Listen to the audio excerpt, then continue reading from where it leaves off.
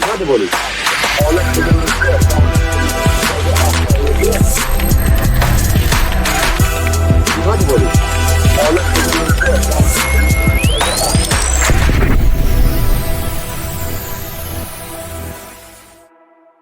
everybody. Welcome back to the Human Reaction Podcast. We are glad that you are here. If you are new to the show or if you've been around for a while, please do like, follow, and subscribe on YouTube, on any podcast platform that you listen on. And if you would like to become a member and get access to exclusive content like The Skiff, which is our members only show where we talk about all the juiciest stuff, go to humanreactionpod.com to find out how. Also, get a nice hat like that swag you're wearing right there. Like this one right here. You can find all of our stuff there. That's right. And we're joined today again with Kat from the Whiskey Bench Podcast. Welcome back. Thanks for having me. We just recorded the episode like 5 minutes ago, so it hasn't really been a goodbye. Don't let him behind the curtain, man. Here. We didn't even change clothes. We're just all ready to say that. It's so weird. If you are a small business owner looking for exponential growth, you have to connect with Adam Thune at Intellectual Patriots. He will revolutionize your business game and help you get to the next level. Adam can streamline your business practices and advertising strategies to improve your bottom line. His expertise in data engineering means he can build you the systems you need to collect and analyze market data. His mission is to provide you with invaluable insights to fuel your success. From grant writing and business proposals to digital systems integrations, even AI management, Intellectual Patriots is a one-stop shop for cutting-edge solutions. Don't wait another second. Visit intelpatriots.com to learn more. That's INTEL Patriots.com. This episode is brought to you by Revved Up Promo, the official apparel partner of Human Reaction. Revved Up is a premier full-service shop specializing in laser engraving, screen printing, and embroidery. Not only are they now making all of our apparel right down the road from us, they can do the same for your brand and ship it to you anywhere in the world. Revved Up helps you navigate the extensive universe of merch options and uses state-of-the-art techniques to showcase your brand in its very best light. So if you want to support our show and our generous sponsor, you can now do so by buying our merch and by turning to Revved Up Promo for your own custom apparel needs. Reach them at revveduppromo.com. That's with 2 V's and 2 P's, or just check the show notes for a link. But yeah, David, what are we getting into today? So the UN is working on deciding how much of your tax dollars are going to go from the global north to developing countries around the world to fight climate change. They're meeting right now in Azerbaijan to do so. But as a bridge topic from our last video that you probably just got done watching, we have the new EPA director has been appointed, very relevant to the discussion, Lee Zeldin. Lee Zeldin. Is Z their pronoun? Because that could be, right? No, Zim. Yeah. I was talking as like a really bad fantasy. Don't all laugh at once. Jeez. I liked it, Joe. Thanks. I'm trying my best over here. Yeah, I don't know much about this guy. Does anybody have any thoughts on him? Is he good, bad, neutral? Is he gender him? I don't know. I don't have any thoughts about Z. So I do have a couple things just right off the Wikipedia just to get you a sense for the guy. He's a lawyer from New York, won a New York district that was somewhat controversial. I was like, wow, this guy won New York, you know? Mm-hmm. Yeah. And wait, why is that controversial? He was like a Republican underdog. Oh, okay. Yeah. Gotcha. And he's in Long Island, right? I think is where he is in New York. Which is like a little more conservative than some of the other districts, Long Island's right? actually fairly red, honestly. Yeah, but he knocked out like an incumbent, a longstanding incumbent. Yeah. Oh, wow. So and then he's done a couple things on environment. We have the Fluke Fairness Act that would have changed the current system for managing fluke fishing quotas. This is for like sea fishing. Creating a regional approach to updating quotas and standard based upon geographic, scientific, and economic data. It has not passed, but he has been active in that sort of in that field. It's funny that he's going for EPA. It's not exactly his specialty. He is in other committees. Is Foreign Affairs and Financial Services Committee. So I don't really understand the pick yet. We got some more research we got to do before we really understand it. But coming back around to the UN, what's going on there? And then we're going to dive into, of course, what we see for Trump and climate, discussion with Trump and the administration, and then his policy. And we got Kat here, who's like knows way more than the rest of us about that sort of thing, for sure. Pressure's on. So background. So every year, countries who've joined the United Nations Framework Convention on Climate Change, or UNFCCC, Way too long. Why even make it an acronym? No, at that don't. point? Just That's don't. just ridiculous. Just Meet to measure the progress and negotiate multilateral responses to climate change. There are 198 parties to the convention. This is a UN charter convention, and it was adopted in 1992. This is based upon the initial creation of the IPCC, the Intergovernmental Panel on Climate Change, and to implement the policy regime globally in response to climate change.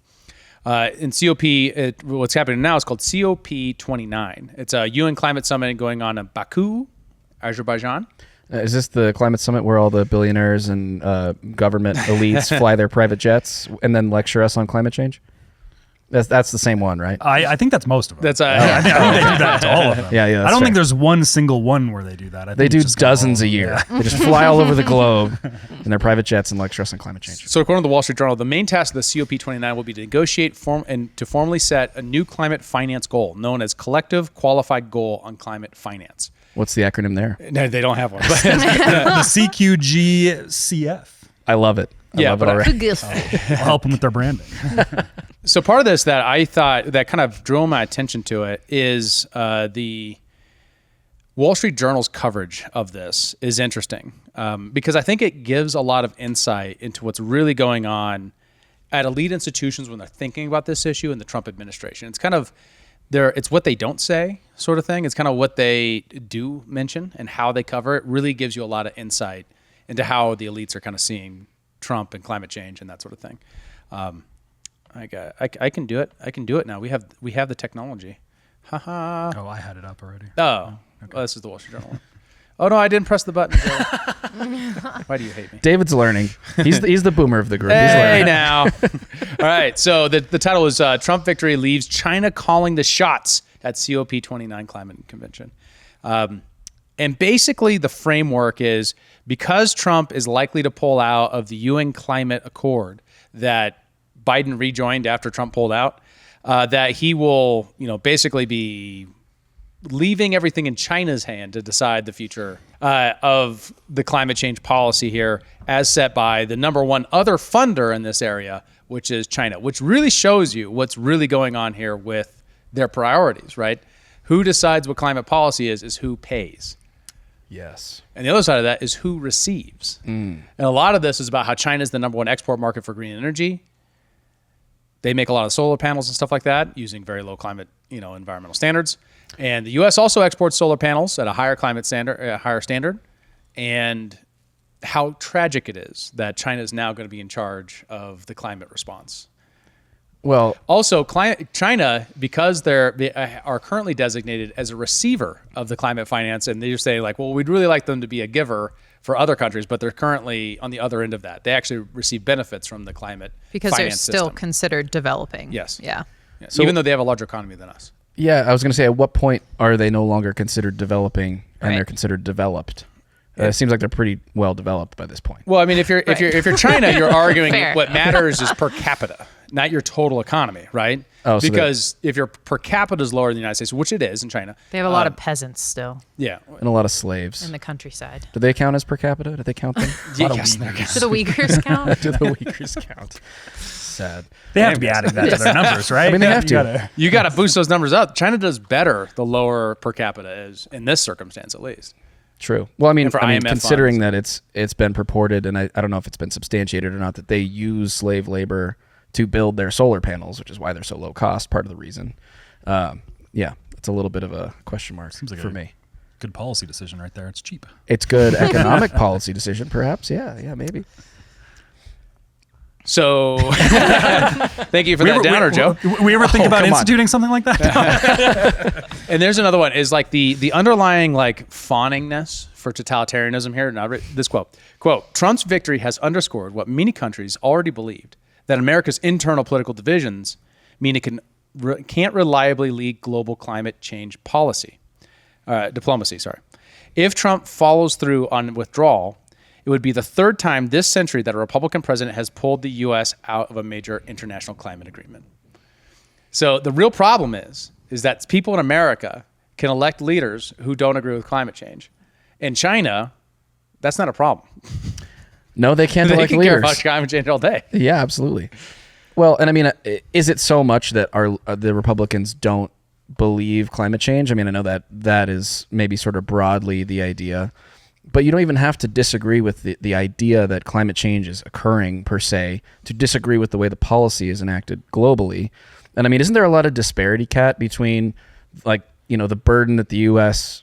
carries and like the work that the U.S. has done to be such a clean economy versus a country like China, which obviously they have a long way to go on that front, and they're like by far the world's largest polluter, aren't they? Yeah, for sure. And I think also there's some like basic facts that get ignored when we talk about this.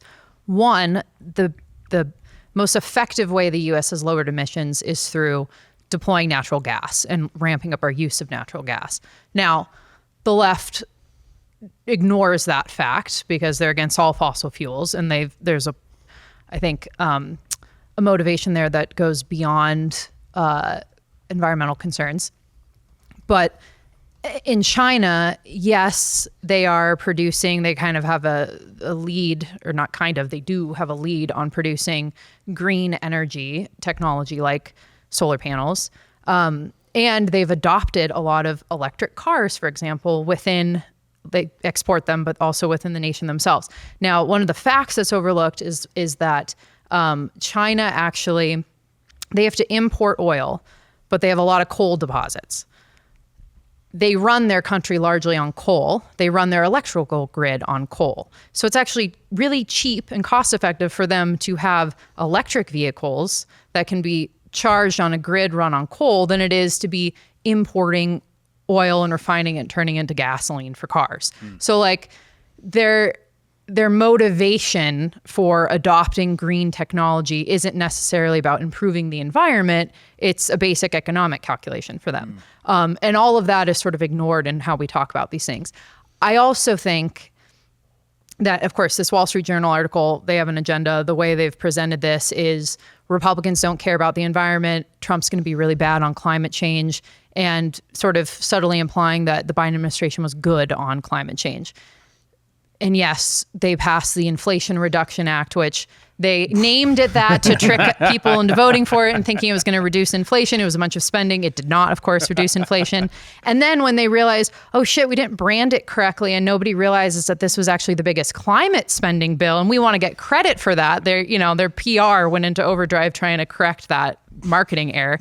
But what were really the climate policies of the Biden administration?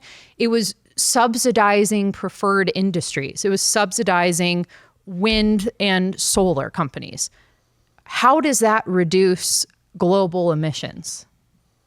Great question. It doesn't. It really doesn't. I mean, to a degree that's like, you can't even measure it. So the idea that or the EPA's sort of backdoor mandate where they updated their regulations that basically would force auto manufacturers in the US to produce, by 2035, they'd be producing nearly, I think 50% of the cars that they sell would have to be electric in order to meet the emission standards set out by the EPA. So that was like a backdoor EV mandate. None of these things actually, even if we were to every single car on the road in the US was an electric vehicle, it would have such a minuscule impact on global emissions that subsidizing these industries does nothing other than transfer money from the taxpayer to a corporation. It doesn't actually improve the environment. So you're saying the climate change agenda is a grift? Yeah, yes, which I'm sure is not, an unheard of thing here. But yeah, so it's and also the other thing too, the Paris Climate Accord and whatever COP29 is going to come up with to replace it, these are non-binding agreements. So they can make whatever declaration they want about how much money China and the US is going to transfer to, the global South. None of it's binding. And again, imposing green energy mandates or subsidizing green energy transition on impoverished countries that haven't already evolved from using, biomass, you're then forcing them to have an unstable grid, right? You need baseload energy in order to actually basically subsidize green technologies. And trying to get the global south to leapfrog that process isn't going to work, and it hasn't worked. So a lot of this stuff is just, it's posturing, it's talking points, it's, kind of, it's PR. It doesn't have a tangible impact on the environment. Wasn't the U.S., even though they dropped out of the Paris Climate Accords, weren't we like the only country that was actually in accordance to it? Like, we're one of the few ones that made our early goals for it. There have been other countries that have. A lot of them are countries in Africa. Let me see here. I have a brief list here. Nigeria, Ethiopia, Morocco, Kenya, and Costa Rica and Nepal are aligned with the 1.5 degrees Celsius goal using their fair share approach. And Norway is the only other one at 2 degrees Celsius. But the early goals from during the Trump administration, America was one of the few ones that actually accomplished it. And that was mostly because of the fracking revolution and the switch to natural gas. Well, isn't that kind of what this guy's implying in the article? Like, a Republican president has dropped out of 3 global climate things, even though we were. Okay. So it doesn't matter that we were in accordance with it. It's just we dropped out of it. So that's going to be his talking point. Yeah, it's important to understand. So the Paris Climate Agreement, basically what it says is that you have this goal that your country's supposed to meet, and there are like localized factors for it, right? So if your country doesn't have a lot of natural gas, that's another expectation. Everyone's supposed to get on wind and solar panels, of course, right? That's what the subsidies are for. But it does take into account, hey, well, you did reduce. So countries are technically acknowledged for their contribution by switching to natural gas in that sense. If another country, such as Russia, for example, were running on more natural gas, they're actually signed on for this as well. And they're still part of the Paris Climate Accords. It can't even be said that green energy we know is like vastly more expensive overall than fossil fuels. Isn't that correct? I mean, when you consider like the lifespan of, say, a solar panel or like a wind turbine, like the wind turbines are done in like 10 years. They decay rather quickly. Solar panels, like 20 years, yeah. The lifespan's like maybe 30. Is that right? I think the average is like 25. It's just like wind turbine graveyards now that we have. Yeah, we don't have a way to recycle them. Yeah. Plus the So it whales. creates an unbelievable The amount of whales waste. hate them. I want to be a whale psychologist. That was such a weird line. I loved was it. a weird I line. loved it. It was so good.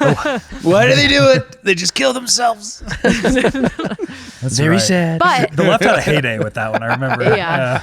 The But left it- should but be it's having a true. heyday with the whales It's dying. fascinating. It's an interesting question. I have what's the research on that? Is there any, like, what is the commonly understood reason why there might be a negative? I mean, birds make sense, right? Sure. It's a big thing flying through the air, and birds fly through the air. But why would offshore wind produce the effect on whales? I think my understanding is that what's actually like the infrastructure itself that's actually in the ocean emits like subtle sound, and that screws up whale sonar. Whoa. And I'm not obviously an expert on that, but like I think what it's doing is it's basically like confusing the whales and their ability to communicate and navigate. And I think it's leading them to like, I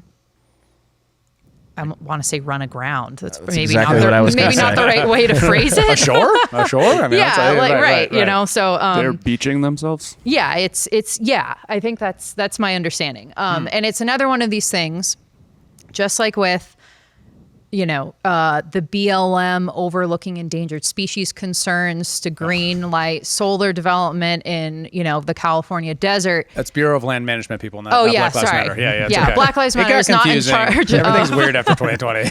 I know the Bureau of Land Management had to change all their like social handles during 2020 because they were like, this doesn't make sense. It's kind of funny.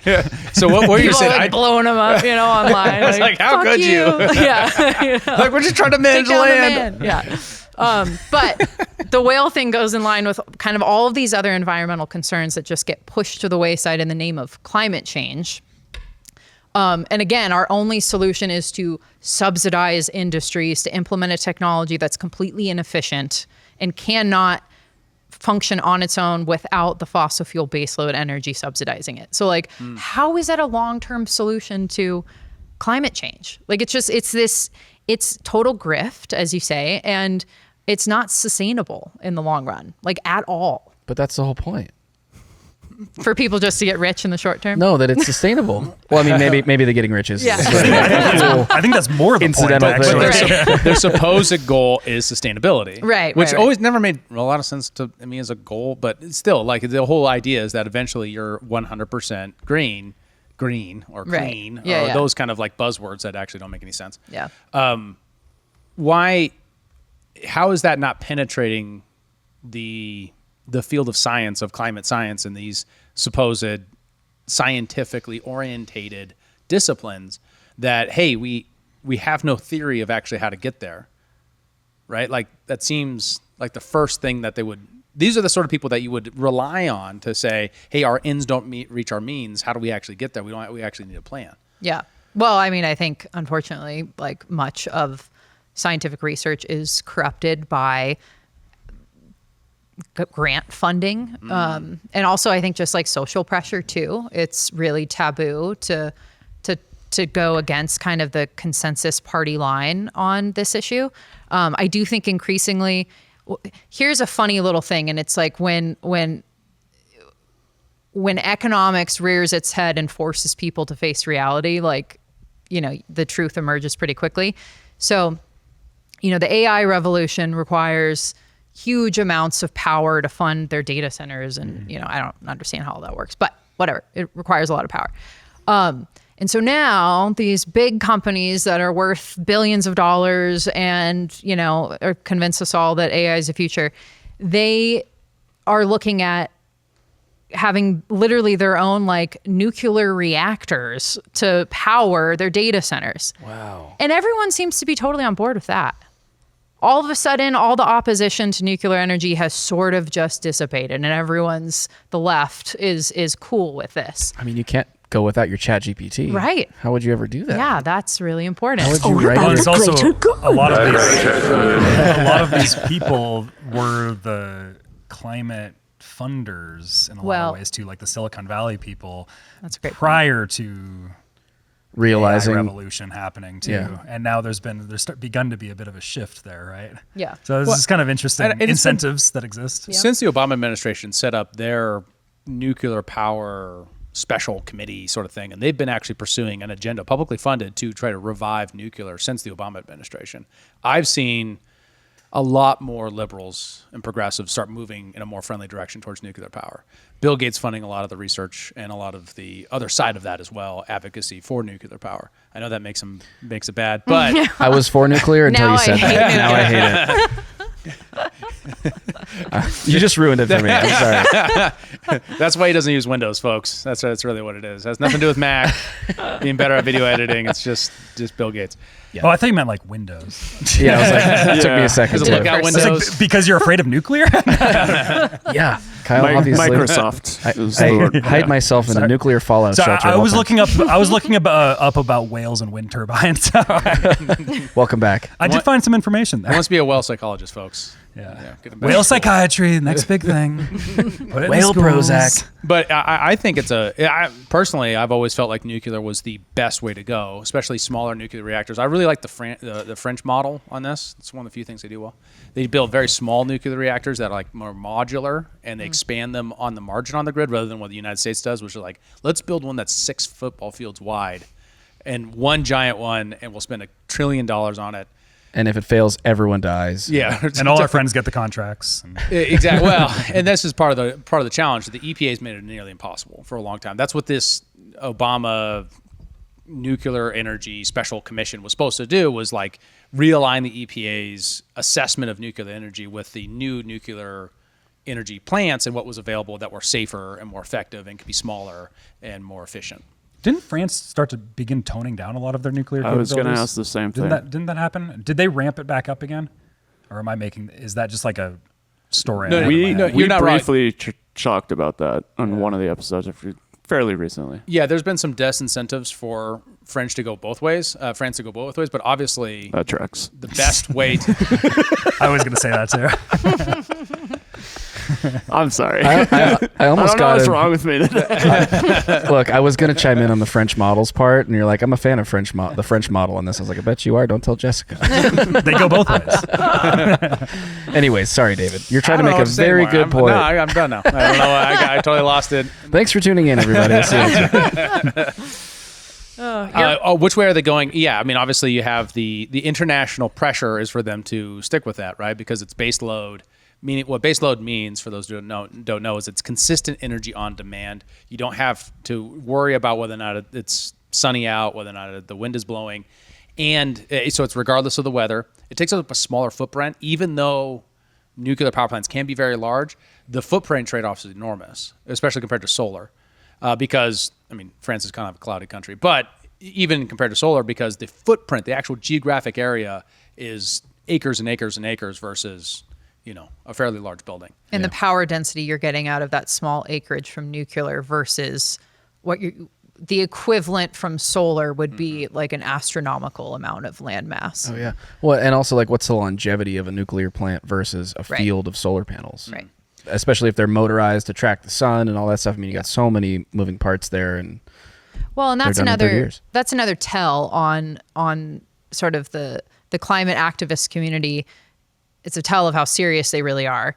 They've been opposed to nuclear for a very long time. And truly, like, up until very recently, and with kind of the AI incentive to adopt nuclear. And if they really were concerned about emissions and anthropogenic climate change, that is obviously the first alternative energy source you would go to. And then they haven't done that. So, I think it's hard to take these people seriously. Well, what is going on there if they're unwilling to accept that? Like, why are they unwilling to accept it? Or is it just different motivations? I think the activist class I think there's a significant portion of not necessarily the activist class that has power, but the ones that are, kind of online and gluing themselves to Mona Lisas and stuff. They're fundamentally anti-human. They just are. I think that's a pretty well-established fact at this point. It's just that anti-natalist strand is just... I really think so. And I think they're anti the West, they're anti-Western civilization, they're anti-capitalism and free markets. Like, I think that this is a pet project tool to destabilize the system that we currently live under. With AI? No, just like the activist and environmental climate class. Yeah, they're not in favor of the AI nuclear. Yeah, no, they don't like that. You were but saying they've been okay. I was confused. No, but the serious influencers with money who fund and push the climate agenda, those people are okay with nuclear being used for AI because they're in the world of real money and they recognize that that's necessary. They're probably invested in nuclear and invested in AI startups. And I think so. The activist class kind of has this more sinister motivation, in my opinion. And I think the serious moneymakers who are influencing policy and driving this national conversation, they just have a financial interest in getting the government handout for the companies that they're invested in. And so, I mean, maybe I'm too cynical, but I don't really think that there's genuine environmental concern by a lot of the people that are pushing this agenda. So what do they just abandon it when it kind of comes to light within the public consciousness that what has been branded sustainable green energy, wind and solar mostly, aren't actually feasible? They just kind of brush that under the rug and prop up their next thing. That's just coal industry propaganda, Joe. Yeah. No, what you do is you confuse people. They'll never come to light because what you do is you have a prior commitment that you've staked your life on, that you've orientated your ontology, your whole sense of self on, moral views about nature and about what it means to be a conscious being. That deep down, that's where this stuff starts, and then it expresses itself in climate activism. So when you hear the opposition, right, or when you hear that it's not going to work, right, it's just like you're just disinformation, right? You're just raining on the parade. So you think the propaganda machine is so effective and it's been laid on so thick for so long that it's not going to be possible for a certain subset of people to ever realize that green energy is kind of a farce. Well, it's even the words we use. We use the word green. We use the word clean. Like, our whole lexicon is built around a view of the world that assumes that these things are clean and good and nature. Right? When really green just- equals morality. Like it's Right. it's a religious principle. It's for 'em. it's a Maya cult. It's a Gaia cult, right? It's like it's meant to worship itself. The highest good is nature. Not the highest good is virtue. Not the highest good is mankind. virtue. Any of those. It's that. And man, and in that sort of ideological perspective, man in the humankind sense is separate from nature. Yeah. Right. They don't view us as a part of nature. They view us as Which something is such foreign like a to Genesis, nature. the fall of man being separate. Well, Like, it's such yeah. a like a biblical type of thing Right. to be using for a bunch of atheists. Well, you know? I think it's actually. I think it's like a Gnostic thing. It's like there's this whole idea in Gnosticism. They have this thing called the demiurge, which actually is the thing that's really controlling the world, and it's actually an evil god that made the world and made all the suffering. That man is actually the demiurge. Right? It's we are the ones who create suffering because we're conscious of suffering. All the animals, they're just innocent, but we're the ones who actually make real suffering. We're the ones hurting the animals. We're the bad guys. We're the villains in the situation. So Yeah. you got to take out the villains. They literally That's something that's like the subconscious. And I think what Kat's kind of getting at is there's like urge to kind of commit suicide for humanity that exists there within them. Oh yeah. Now, I think, again, maybe I'm too cynical, but I think like the lemmings that, again, are the activist class, they're motivated by what you guys just described. Yeah. I think the people that are really influencing policy and making money off of this, that's not their motivation. They're serious people. I think there is now an industry built up around climate change that it makes a lot of people a lot of money. And that's going to be really hard to dismantle, no matter how much the facts are out there. We can prove that green energy isn't really green. It's not actually good for the environment, or that it's totally inefficient and it's a pipe dream to think that we're going to, run in a full economy off of it. So I think it's the financial incentive there that really has to be dismantled in order for this to kind of go away. There's also probably like 5th gen warfare that's going on with it too. Like you could imagine, if you're a foreign entity or you're trying to create some havoc over the course of generations of a country, of the empire, you plant some mind viruses into the society, get it infiltrated and have it spread throughout academia, and then you have generations that adopt the Gaia cult, right? And then that turns into what it's becoming. And then the institutions get filled, and a bunch of them are just useful idiots for this mind virus that's being spread. Right. Yeah. And I think, so we've seen that, that's happening here in the US, but we've seen that really in kind of a stark example play out in Europe. And I'll just preface this with, I don't think we should go to war with Russia. So don't misinterpret what I'm saying here, but it's kind of well established that Russia is behind a lot of the propaganda, or at least they've taken the opportunity to exploit the climate movement in Europe. And they do that by supporting the climate movement, because the more Germany shuts down all their nuclear plants and refuses to use their coal and natural gas resources, they then are dependent on importing energy from Russia. And that's exactly how it's played out. And now then we take out the pipeline. And then we take out the pipeline. I'm about to say, you got me. You beat me to it. I saw it in your eyes. I was like, I got to get to it. It's true though. So I think, we've totally seen this movement be exploited in kind of like a war game scenario. And honestly, that's what China's doing too. Yeah. To think that China is going to be the leader in or like any promises they make on climate has anything, their top priority, frankly. Now, again, I don't want to go to war with China, but I'm not a fan of China, the government. They're entirely motivated on what's going to be best for growing their economy and, for national prosperity, as it should be, right? Like that is what a national leader should be focused on. Yeah. But so again, maybe I'm too cynical, but I think any of their climate promises, that's just kind of the posturing that they have to do to play on the global stage. And that article that you shared, David, talks about how, with their Belt and Road Initiative, they've been influencing climate policy in the global south.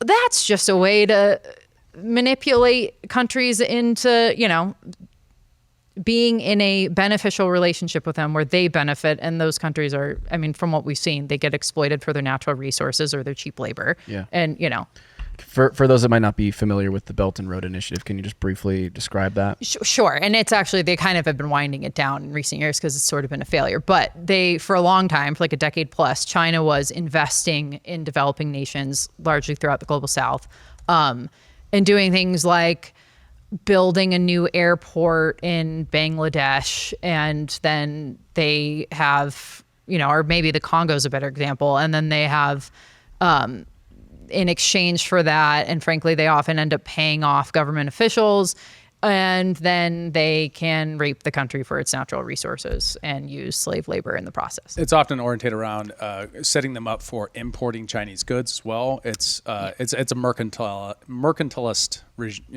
policy.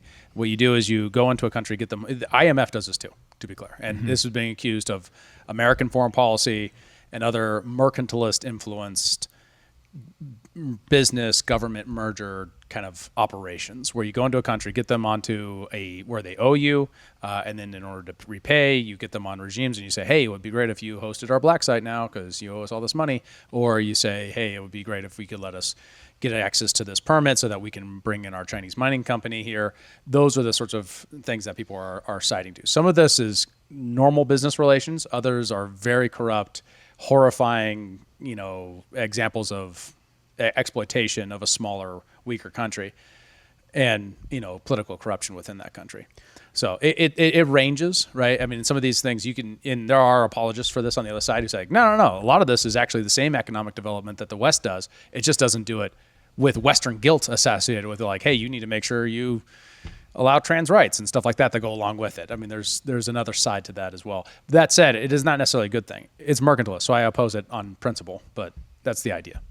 Yeah, I mean, I don't know if this is actually happening, but on the whole climate change, green energy side of things, it would make a lot of sense if I were China and I said, hey, South American country, let us come in and build a power plant and reinforce your grid, and then you just have to buy all of our electric cars and drive them here and use our power and stimulate our economy. That would seem like a pretty decent business decision. And to be clear, American policy elites don't like it because it's exploitive. They don't like it because China's doing it and they're not. Right. Yeah, totally. That makes sense. That's fair. But the Totally. mythology is we don't like it because it's exploitive. Right. Yeah. Like people get on their high horse like, but the Tricoms are doing is like, well, that's our policy. They're copying us. Right. Yeah. Why isn't it working? Why are they winding it down? I think because they haven't. There have been, I think, plenty of instances where like the infrastructure actually sucks and fails, or because it's made in China. yeah. I think broadly the issue is that the countries that they're trying to form these relationships with, after this has been implemented for 5+ years, realize that they're getting the raw end of this deal, and they don't actually swear allegiance to China. And so I see. I think that's where it's failed. I did pull up a map, Bennett, of all the countries that the Belt and Road Initiative is touching here. But you can kind of see the general footprint that exists there, right? And like Kat said, a lot of the global South America is filled. I believe the bridge at the Darien Gap, Yes. I think that was Belt and Road Initiative, Yes, right? they're currently building it. Yeah. And it's like, it's Chinese money. That seems like And some there's no- fifth-gen warfare stuff. There's no goods that go through the Darien Gap until this migration crisis was not like a regularly trafficked route. Like there's not normal commerce going through the Darien Gap. It's this like incredibly dense, dangerous, dense jungle that's basically undeveloped. And and the Chinese Communist Party is building infrastructure there just in Why? the last few years. Why Why? would they That's do a that? great question. Yeah, totally. Just asking questions. Just asking questions. Just asking questions. It would never be that they wanted to flood the United States with migrants. They would not. They would never do I that. don't know. I would never. Some people are saying it. I would never say I would it. never Some say people it. are saying it. Oh, goodness. One last thought just on the energy piece too. What we have seen from the greater adoption of EVs in the US, at least, it hasn't led to a reduction in fossil fuel use per individual. They're just now what we've concluded is that people use more energy because of alternative energy sources. They're not switching from using fossil fuel energy to, green energy. With more green energy on the grid, they're just using more energy in total. So again, it's not actually reducing energy consumption and therefore indirectly reducing emissions. It's just expanding the base of energy that is used. And that would be, you would guess that Right. With basic economics, you would guess that what you would see, because human demand is an infinite curve, you would see a request for more abundance as you expand the potential, right? So, for example, if you introduce a Tesla into someone's car, they might drive more daily, right? Because it's cheaper at that point to drive. So they drive more daily, and therefore they drive them off the energy grid. They might be spending less money as an individual, but we're not necessarily putting out less carbon at that point. Right. And most people don't only own an electric vehicle. It's usually their second car is what we've seen too. So like, well, you want to be on going on a road trip, right? I mean, you practically need, exactly. Right. Yeah, totally. Much less if the grid goes down and you don't have a solar panel to charge your Tesla, you're in a lot of trouble. Right. Or a gas generator. That's my favorite setup. I bought one before the truck with a gas generator in the back. Or them wanting to make like electric tanks. Yeah. Like, oh my God. That's terrible, right? Hey, the torque might be nice in some circumstances. Infinite torque's a huge you might deal. want to be able to go some distance on that bad boy. You don't want to run out of battery mid battle. Wasn't there a Greta parody thing about making more? Yeah, we played that. Yeah. We played that Greta parody where she's talking about like the glorious electric like artillery and things like that. Yeah. I think it was like how dare you? I'm really scared of electric planes. I think that sounds really scary. Like getting on a commercial flight powered by batteries. Like they won't let you take your cell phone on there because it might explode. And they're just going to power these things with them. Fly it through the sky. Come on. It's ridiculous. I think any of this technology, one frustrating thing with the conversation around this stuff, and I don't mean our conversation, but just in general, is people kind of go into these camps of like, I hate electric vehicles or I love electric vehicles. And that's not the point. The point, like if people want to innovate and use private capital to invest and develop new technologies, have at it. But when the government mandates or creates these little backdoor incentives, like what they did with, what the EPA's emission standards did to auto manufacturers, that's where there's an issue because they're trying to force a technology that is not ready to be mainlined.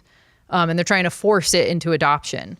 And it has huge disruptions for the economy and for, and the grid can't handle it. And the grid can't handle it. It's like these things need to be transitions, and we'll probably end up in a hybrid economy when it comes to these things where it's like there'll be some gas, there'll be some electric, depends on what you need. And electric will get better over time, but right now they're kind of not at the point where they need to be for everybody to just have them.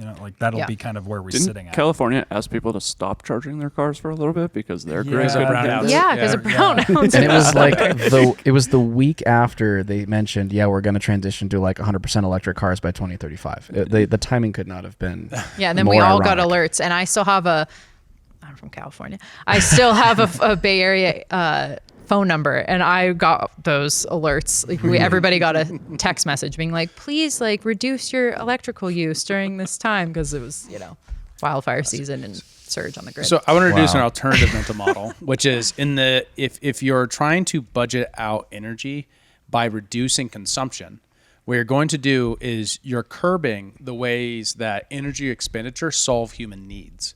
That's why people don't like it. That's what the economy exists to do, is to solve problems for people. I need to get groceries. I need to get in my car and get to the groceries. How I get there, well, all the things that chain in between there. If I can't because I'm suffering a brownout and my Tesla's not charged, that's like a interruption of human needs that actually has real penalties on real people. That's why forcing it is a problem. And secondary to that, like the alternative vision to that is energy abundance, where we have so much energy, human needs can be solved cheaply, and therefore you live a more prosperous life. That's the insight of economics, that things being cheaper by dollar isn't as important as having the abundance of it, the increase of supply, so that you can solve your needs on the margin as cheaply as you can. Yeah. And that's like the difference in mental model that I wish was more prevalent amongst the political class, where they said, hey, no, I'm worried about, I get it, climate change, whatever, but we need energy abundance. And this isn't going to get us there. And it's just that anti-human streak that runs through that class that kind of prevents them from thinking that way. Well, it's also a bunch of false mental models, a bunch of Malthusianism. Like, oh, we're going to run out of resources. Peak oil. When I was in college, peak oil was still a thing. Like they were still talking. Yeah. It was debunked then, but all the academics were still talking about how we're going to run out of oil. It's like getting into a dinghy in the English Channel and be like, I'm going to run into France. It's not going to happen. Like it's very unlikely, guys. Yeah. That's a great metaphor. I like that. That was Matt Ridley. He did that metaphor. I think also, like, if we if our politicians were really serious about reducing emissions, they would be trying to convince the public to get on board with a carbon tax. That's really the only way to reduce consumption if we're concerned about the demand side of this equation. That's the only way to do it. Subsidizing industries to create alternative energy only that just creates more energy consumption. That's not going to get us at reducing emissions. If we really want to reduce energy consumption, we should put a tax on it. I'm not for that, by the way, but if that's really their goal, that's what they should be focused on. Likewise, if they really want to transition us to a different alternative energy source, they should be focused on nuclear. And they don't consider either one of those things, and that's why I don't take them seriously. The carbon tax was getting floated out a while ago. It seems to have lost steam, because I actually remember when I was in college, I had some former congressman contact me about trying to get a bunch of students together to discuss the ideas of a carbon tax, and would this be a good Republican solution to things? And I talked with his staff. I wasn't until I was in the meeting when he proposed the idea, but I was just like, I don't know, you're talking to a bunch of libertarians here. You're proposing a tax, man? It's not going to fly. This is like 9 years ago, maybe 10 years ago. Kamala Harris ran on a $10 trillion climate change plan that included a climate pollution fee. It's not a tax, it's a fee. So right. It's different. So we'll all feel better about that. Good branding. Oh, man. I mean, it's politically untenable, so it's never going to happen. Did you hear about that this year? That in 2019 she ran on that? No. No, of course not. Well, of course, because it's tremendously unpopular. Right? Her values hadn't changed, though. Just every single policy stance she stood for. AI is kind of a fancy thing. First of all, it's 2 letters. Oh, God. Did you guys see the clip where she was touring some chip manufacturing plant or something, and she wanted to touch stuff, and they told her, the guide was like, oh, no, don't touch anything, everything's really sharp and blah, blah, blah, and fragile, and then she says, and shiny. Jesus Christ. I'm kind of retarded. I'm going to miss the memes from this era. Oh, man. What happens to Kamala? I know, Does she just fade into the background? I think she has to, right? She just disappears, right? Because the left is they didn't want to take her on. I can't see Oh, her. she's the greatest thing ever. She's the next John Kerry. Right. She's going to tour around. Yeah, you're all right. salty, I think talking you're right. about the environment now. I don't know. I think She'll she pick her becomes, pet project. The Russians stole the election. Yeah. She's going to write a book. I think she That's becomes inevitable. governor of California once Newsom starts running. I'm not even kidding. Maybe. Oh I don't my know. God. California's Maybe. trending more red. Yeah. That's true. That might actually help them I trend think more she red. runs. Yeah, totally. Or just more God. of an exodus. True. So Yeah. what do we see out of the Trump administration for climate policy or energy policy we haven't otherwise seen? Any promises, any of that sort of thing? Obviously the liquid gold, and Touch my liquid gold. the We're not natural gonna let resources- RFK touch Anwar it. would probably be another major one. I mean, he's touted Anwar as a huge success that obviously got shut down. And then is the Canadian pipeline come through North Dakota? Keystone. I'm forgetting right now. Keystone, is that still tenable at this point, or what's on the table for that? Actually, Thoughts? don't. I don't know if it is. Or I thought not, if it's not I don't operational. remember who said it, but I thought I heard someone saying that was going to be back on the table now. I think Trump did. Maybe. I think I remember. What if I know they've done Anwar for with- sure, but I don't know about Keystone. It I depends. thought on I thought he specifically said Keystone. Yeah, I remember an interview him talking about the Keystone in recent months. Was that Rogan? No, it was before that. On Rogan is when he talked about Anwar, Okay. Yeah. which is in Alaska, which is an enormous. How much of that is dependent on the Canadians, though? And that might not be acceptable in a Trudeau government. I don't know. Canadians are actually pretty good at natural resource exploitation in general, like forests, mines, stuff like that. Like they still have a lot of natural resources. I don't know. You should know. That's If your you've people. If you've seen the GDP since Trudeau took office, it's just they were on par with GDP with America, and then as soon as Trump or Trudeau took office, it's just downhill. Yikes. We'll have to see in the 2025 elections where that probably turns out. Yeah. They don't do their elections in even numbered years. The prime minister gets to call the elections Oh. randomly sometimes. Stupid guy. What? It's really, I don't understand how their elections work. I've just been following the polls of if the elections were held today, how many seat changes would happen, and we're talking a 100 seat swing. Wow. Yeah.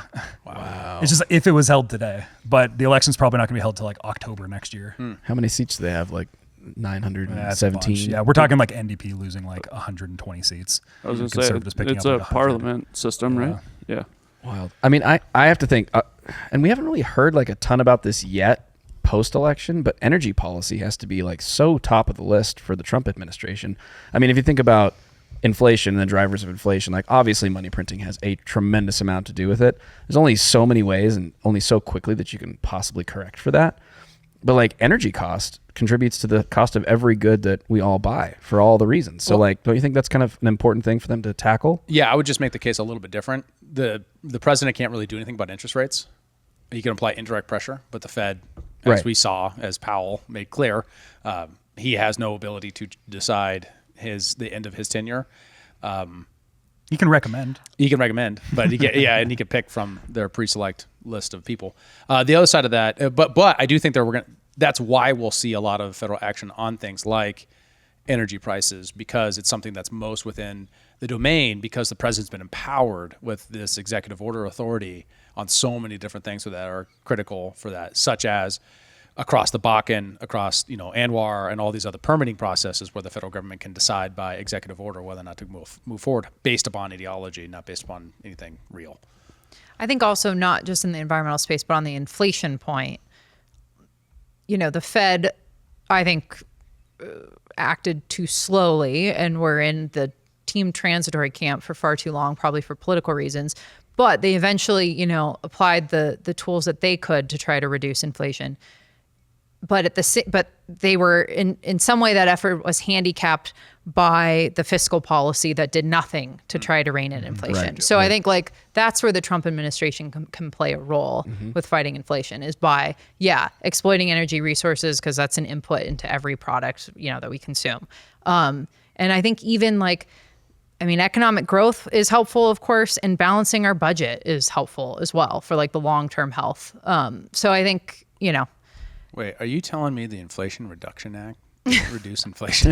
No, that was the most consequential climate It was the climate bill. of all time. Right. Well, and the Fed right now is on track for interest rate reductions, and that's probably going to end up having an effect as well. Didn't they just make it's going to be a boom bust cycle, but and then they'll jack it back up in 2 years ago, and we'll be going through the same 4-year cycle that we're always going in. But Did they just make a quarter point cut? Yeah. Like right after the election, right? Larger than expected. But you're right about the fiscal policy side. And to be clear on that, that means the federal budget deficit means printing an extra $1 trillion to $2 trillion every year, right? In a 14 trillion, what's our current GDP? 21 trillion or something like that annual? some big number. That means that 10% of just new dollars entering into the government system and then being dealt out to all the government contractors. That's why some of the wealthy. Sorry. I had Biden in my ear there. Big numbers. Over $1 million trillion billion. Well, now I'm not going to do it. I know what you're going for. Took it from you. That's why the counties near in Northern Virginia are some of the wealthiest countries in America. Counties, because they're the top of the spigot. They get the new money first, so the inflation effects affect them last. At least, and that's why New York, another one. A lot of pyramid debt is created out of financial sectors. That's why that's why they feel more prosperous in many ways as well, because they're the top of the pyramid. I think we should move the spigot to Montana. What do you say? Might be cool. All right. Down I for think that. we've exhausted it, guys. I'm not exhausted. I Is can it a keep pun? going. Exhaust, get it? Hey. Well, we are going to keep going because we got a skiff to We got a record. skiff. Yeah, we got a That's skiff. right. That's right. If you want to have access to our exclusive content, like the skiff, our members only show, go to humanreactionpod.com to check it out. In the meantime, we will let you go. For David Rand, Kyle Mack, Bennett on the buttons, and our special guest, Kat. Thank you for joining us. We'll see you next time. Thanks for tuning in to Human Reaction. Please be sure to like, follow, subscribe, and give us a review on your podcast platform of choice. And if you want to become a member and support the show financially, check out humanreactionpod.com. And remember, There's been some disincentives for France to go both ways, but obviously That tracks. the best way to I was going to say that too.